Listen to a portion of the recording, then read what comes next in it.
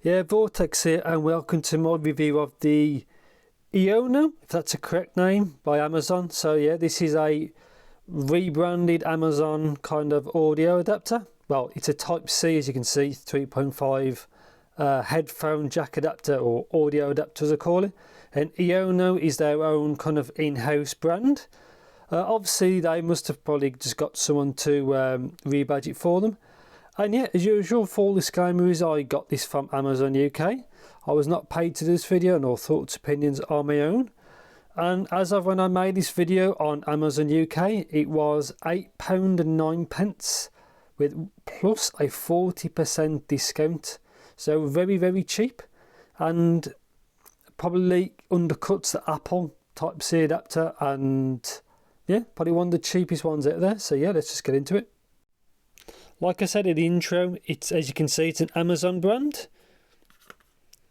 Obviously, it's very, very cheap. So really, the kind of only real rival, I'd say, in the same country as me, in the UK, is probably the Apple adapter, which is readily available.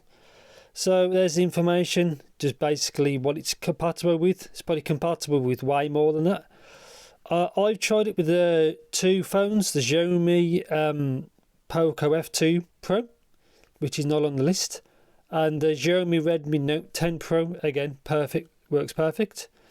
And yeah, I've already been using it. So it comes with, get to the adapter, a manual which doesn't really say much.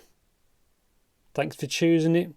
2U warranty though, which is kind of cool, in a bunch of different languages, basically European languages and Japanese. And this is the adapter. So compared to like the Apple one, for example, this is much better built. Designed by eono, made in China. Yeah, for the price, it actually seems kind of cool. So obviously 3.5 to Type-C, and that's all you get. You don't get any converters or anything. But yeah, it's a very similar size to the Apple one. Again, it seems better built. This uses a Connexent DAC, and many folks have tried the 31993, well, the CX3, and it seems to be very good for the price. I haven't tried that yet. Now, on the Amazon listing, it says this uses a Connexent, but it didn't state which one. Normally, when they say things like that, it's normally kind of like a lower model, and it only goes 24-bit 96, I think. I'll show you in the next clip what it comes up in Windows 10. And obviously I've tried it with Android, but I'll get into that in the final clip, my kind of thoughts. And yeah, so £8.09 and 40% off on top of that. So it is very affordable. And yeah, so next clip I'll show you what it looks like in Windows 10. Obviously it's plug and play. I presume the same for Windows 11. And yeah, then obviously on to my thoughts and opinions. So this is what it looks like in Windows 10. It is this high-res audio. There's also a recording tab, but I'll get that into a second. So properties, levels, by default it is maxed, so you have to make sure you turn that down. There's side tone, if that's important to you. Enhancements, I always normally turn them off. So I recommend you to tick the actual box and then apply. So advanced, let's see what this can actually do. Now, normally those Connexent ones can do at least 24-bit or like 32-bit and stuff like that. So click advanced. So it looks like it goes up to 24-bit 96 and 16-bit 96, which is more than enough for like the price, because it's quite cheap. Make sure that's off.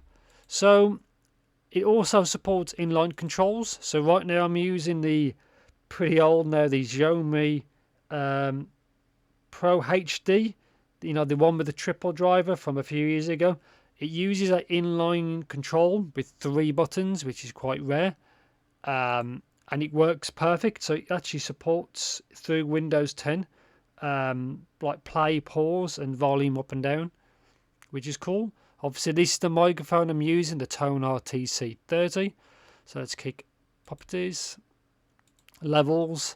Again, you need to adjust that to what you need, and it can do 24-bit 48 kilohertz, which is actually pretty decent, to be honest. That's quite high for, you know, such a low amount of money.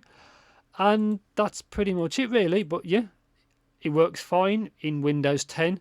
I presume 11, and obviously I've tried it with Android and it works fine. So yeah, in the next clip I will, yeah, my thoughts and opinions and kind of my conclusion really.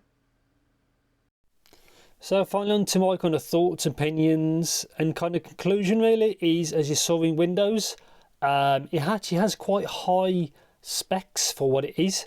But anyway, so power, what's it like powering it? Obviously it's quite efficient. Through Windows it gets more than loud enough. On the phone it's a little bit weaker. I think because obviously a PC or laptop can throw more power than a phone can. But yeah, I had no issues powering most of my stuff on my phone, maybe 50%, 60%. And it seems to work fine. There is a slight noise floor, but it's very, very low. And I just did my recent testing with this, with the KZ EDX Ultra. Spoiler as an upcoming video. And it seems fine, to be honest. So yeah, so for power, it seems good. I haven't tried with any planars yet, but it should be just about sufficient, I think, for that. I don't know all the power, but I will link in the description the actual listing so you can take a good look and see to get more in-depth information. Build quality I found is surprisingly good as well. As you can see, it's braided. It's actually pretty good actually, in the kind of colours. It's kind of subtle. Yeah, so let's talk about sound signature, because some people say like some DACs sound like this, some DACs sound like that. I think it sounds pretty cool really.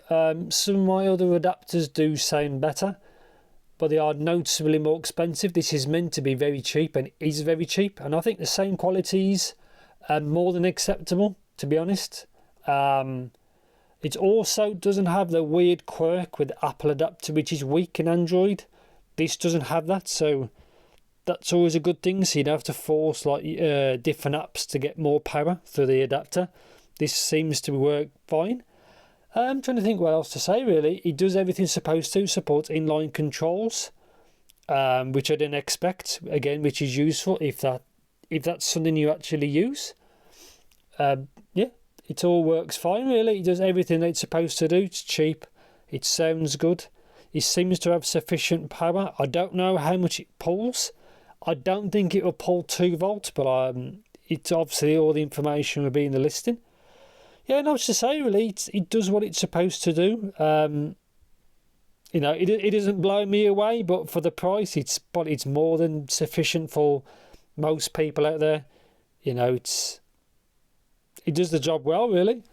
Seems to support phones that I own, and it seems to work fine, which is good. Again, it's plug and play in Windows 10 and 11. Obviously it's 3.5 as you can see.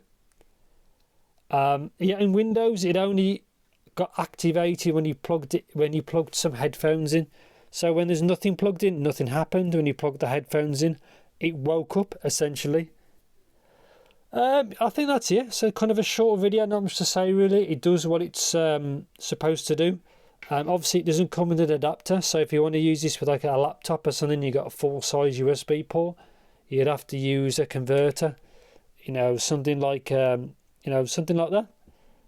But yeah, I think that's pretty much it. I recommend it. Seems good.